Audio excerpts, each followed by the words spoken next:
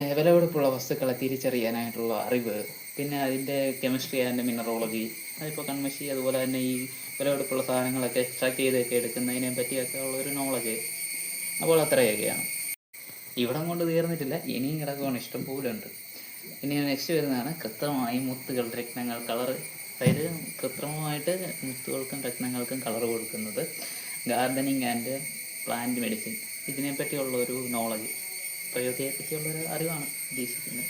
ഇനി ഖനികളെ പറ്റിയുള്ള അറിവ്, അതായത് പിന്നെ വരുന്നത് പോരുകോഴി, മൃഗപ്പോര്, ഇവ നടത്താനും ട്രെയിൻ ചെയ്യാനുമുള്ള ആർട്ട് അറിഞ്ഞിരിക്കണം. തത്തകളെ സംസാരിപ്പിക്കൽ, ബോഡി മസാജിങ്, ഹെയർ സ്റ്റൈലിങ്ങും, രഹസ്യ കോഡെഴുത്ത്, സംസാരത്തിലെ കസർത്ത്. അതായത് സംസാരത്തിലെ കസർത്ത് എന്ന് പറയുന്നതിനും, അതായത് ഒരു ഭാഷ എന്ന് പറയുന്ന ഒരു ഭാഷയുണ്ട്, സെർച്ച് ചെയ്ത് നോക്കിയാൽ മതി. അപ്പോൾ അതുപോലെ ഉള്ള ഒരു സംസാരങ്ങളൊക്കെ. പിന്നെ പ്രാദേശിക ഭാഷയെയും പലതരം ഭാഷകളെയും പറ്റിയുള്ള അറിവ്, പൂവണ്ടി നിർമ്മാണം, പൂപ്പന്തൽ നിർമ്മാണം, യന്ത്രങ്ങളും മന്ത്രങ്ങളും ഉണ്ടാക്കാനും ചൊല്ലാനുമുള്ള നൈപുണ്യം. മൈൻഡ് ഗെയിംസ്, അതായത് മൈൻഡ് ഗെയിംസ് എന്ന് പറയുന്നത് നമുക്കൊരു എക്സാമ്പിളായിട്ട് ഇപ്പോൾ ഒരു പാട്ട് കേട്ട് ബാക്കി പകുതി നമ്മൾ ഉണ്ടാക്കും. ഒരു മൈൻഡ് ഗെയിംസ്, നമ്മൾ ക്രിയേറ്റീവായിട്ട് ചിന്തിക്കുക, അതായത് നമ്മൾ ക്രിയേറ്റീവായിട്ട് ഉണ്ടാക്കുക, അത്രേ ഉള്ളൂ. കവിത എഴുതി രാഗം കണ്ടെത്തുക, അതായത് ഇപ്പോൾ ഒരു കവിത എഴുതുവാണെങ്കിൽ അത് വായിക്കുമ്പോൾ തന്നെ ഒരു രാഗം കിട്ടണം, ആ ഒരു രീതിക്ക് ഉണ്ടാക്കിയെടുക്കുക എന്നുള്ളതാണ്. വാക്കുകളുടെ അർത്ഥവും പര്യായവും, അതിനെപ്പറ്റി ഡിക്ഷണറിയൊക്കെ അത് അത്യാവശ്യം നല്ല രീതിക്ക് പഠിക്കണമെന്നൊക്കെയാണ് പറയുന്നത്. പിന്നെ ആൾമാറാട്ടം, അതായത് പ്രച്ഛന്നവേശം, ആൾമാറാട്ടം. പിന്നെ സാധനങ്ങളുടെ ലുക്ക് മാറ്റുക, ഇപ്പോൾ ഒരു വസ്തുവിനെ മറ്റൊരു വസ്തുവാക്കുക, അത്രേ ഉള്ളൂ.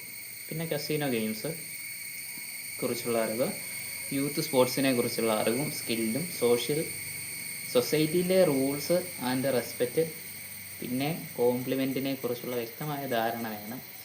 യുദ്ധതന്ത്രങ്ങൾ, ആയുധപ്രയോഗം, സൈന്യത്തെ നയിക്കൽ എന്നിവയെ പറ്റിയുള്ള പക്ക നോളജ്. ഫ്ലെക്സിബിലിറ്റി തരുന്ന ജിംനാസ്റ്റിക്, സാമൂഹിക ലക്ഷണം, വരികളുടെ ഘടന, ഈണവും മനസ്സിലാക്കുന്നതിനും അത് നിർമ്മിക്കാനും, വരികളുടെ ഘടനയും ഈണവും മനസ്സിലാക്കാനും അത് നിർമ്മിക്കാനും, കൃത്രിമമായി പൂക്കൾ നിർമ്മിക്കാൻ, കളിമൺ ശില്പങ്ങൾ നിർമ്മിക്കാൻ. അപ്പോൾ ഇത്രയൊക്കെയാണ് ഉള്ളത്. ഇത് പറയുന്നത് എന്താണെന്ന് വെച്ച് കഴിഞ്ഞാൽ, ഇതിൽ പ്രാവീണ്യമുള്ള ഒരു സ്ത്രീ ആണുങ്ങളുടെ സഭയിൽ വലിയ ബഹുമാനമുള്ളവളും സ്ഥാനത്തിനും അർഹയാണ്. എല്ലാവരും റെസ്പെക്റ്റ് ചെയ്യും, എല്ലാവരും പോയിട്ടും. മാത്രമല്ല ഒരു ബോണസായിട്ട് എല്ലാവരും അവളെ കാണാൻ കുടിക്കും ഗൈസ്. പിന്നെയാണ് സർവൈവിങ് സ്കില്ല് കൂടുതലായിരിക്കും. ഇത്രയൊക്കെ പഠിച്ച ആർക്കാ സർവൈവ് ചെയ്യാനായിട്ട് ബുദ്ധിമുട്ട് വരിക? അപ്പോൾ അത്രയൊക്കെ ഉള്ളൂ.